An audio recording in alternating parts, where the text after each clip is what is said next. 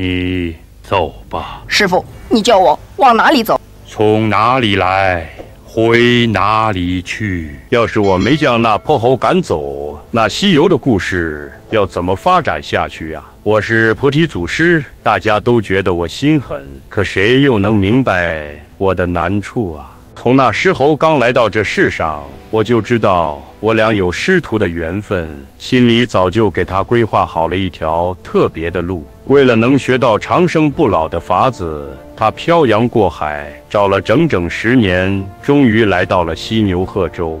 那时候他还挺调皮的，我就想办法借着机缘，让他受人间礼教的影响。我要一盘牛肉，1碗面，1碗面，1盘牛肉，1碗面。哦，好，一大碗面，一大碗面，你也要一大碗面还让樵夫在山下唱歌，引他走上求道的路。不是神仙，怎么说出神仙的话来了？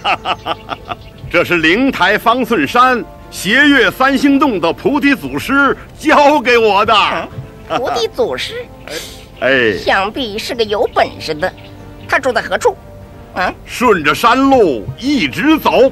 顺着山路，猴儿就来到我跟前了，扑通一下就跪下了，眼神里全是虔诚，求我收他当徒弟。我弯腰仔细看他，能瞧出这猴儿志向远大，可也预见到他头顶上悬着的五指山。当时我就有点犹豫，想把他赶走，改变这既定的命运。但他眼里对真理的渴望比3昧真火还要热乎，那股子强烈的求知欲让我心里怪心疼的。我看你相貌举止像个猢狲，你就姓孙，法名悟空，好吗？这名字里每个字都藏着不少因果，既能压住杀劫，又能让他有变化的余地。猴儿又乖又机灵，每天都认真的学习，时间过得真快，一晃7年过去了。那天我登坛讲道，他听到精彩的地方，忍不住抓耳挠腮的。看来是时候该教他点道术了。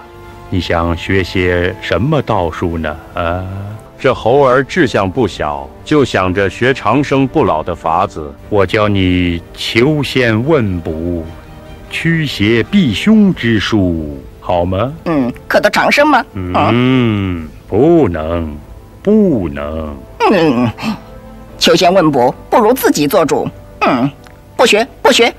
我教你念佛诵经，朝真降圣，可好？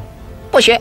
我假装生气，拿着戒尺在他头上轻轻敲了3下，暗示他3更天来我这儿，到时候再偷偷传他厉害的法子。他悟性可高了，一下子就明白了我的意思。3更天的时候，他像狸猫似的悄悄来到我的床边，我心里可高兴了，觉得收他当徒弟是件好事。可修炼长生不老哪有那么容易呀？每500年就有天劫、雷灾、火灾、风灾，就像大山一样，挡在修行的人面前，躲过去就能和天一样长寿，躲不过就魂飞魄散了。为了帮他躲过这3灾，我打算教他变化的法术，有天罡36变和地煞72变。天罡36变那可是大神通，能呼风唤雨、移星换斗、颠倒阴阳。可要是法力不够强，根本驾驭不了，一不小心还会害了自己。地煞72变要是学会了，能变成各式各样的东西，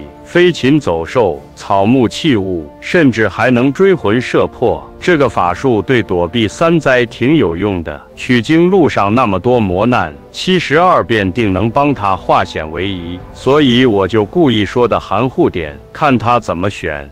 一种是36般变化，一种是72般变化。你愿意学哪一种呢？师傅，弟子愿学多的，您就教我72般变化吧。这猴儿单纯，光听数字就选了多的。从那以后，他就专心钻研，凭着他的高悟性，很快就掌握了窍门。又有一天，我看他动作挺敏捷的，就是身法有点刻意，而且以后上天入地少不了跑来跑去的，就按照他的特点教了他筋斗云。这样大闹天宫的时候，他就能来去自由了。看悟空这么短时间就学会了好多法术，我又高兴又担心。高兴他天赋好，人聪明；担心他太顽皮，学太多可能会惹出大祸。那天早上，他在师兄弟们面前显摆自己的法术，大家都拍手叫好。我用法术看见未来，发现时间线已经到了岔路口。要是再教他更厉害的道术，3界6道都得遭殃。看来师徒缘分就到这儿了。我传你变化之功，是让你在人前卖弄的吗？弟子知错了，望师傅恕罪。我也不加罪于你，你走吧。他看我要赶他走，赶紧跪下求我。从他刚来，我就特别喜欢他，与其说他是徒弟，倒不如说像我的孩子。弟子蒙受师父传授大恩，未能报答，怎能离去啊？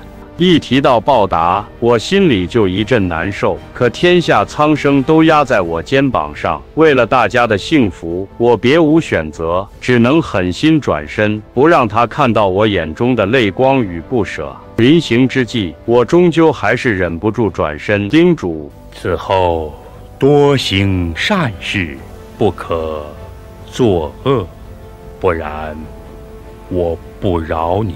悟空泪光闪烁，虽满心不舍，却也明白我的心意难改。他回到花果山，自封齐天大圣，后续也如我所料，大闹天宫看似闯下大祸，实则皆在因果循环之中。这一劫反倒助他躲过杀劫，自此踏上取经之路，一路降妖除怪，为苍生谋得福祉。途经武装观时，他冲动之下推倒人参果树。悟空，师傅，师傅，你在哪里？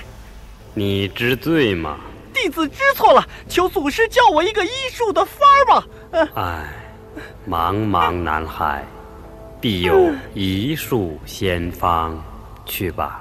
我知道乖巧徒儿不到绝境不会来找我。最后他成功取经，成为斗战胜佛，这也算圆满结局。虽与他说不再相见，但我一直默默看着他，从未离开。在我心中，他始终是初见时那乖巧的猴儿。这段师徒缘分纵有波折，却也在岁月中沉淀出无尽的温情与感慨。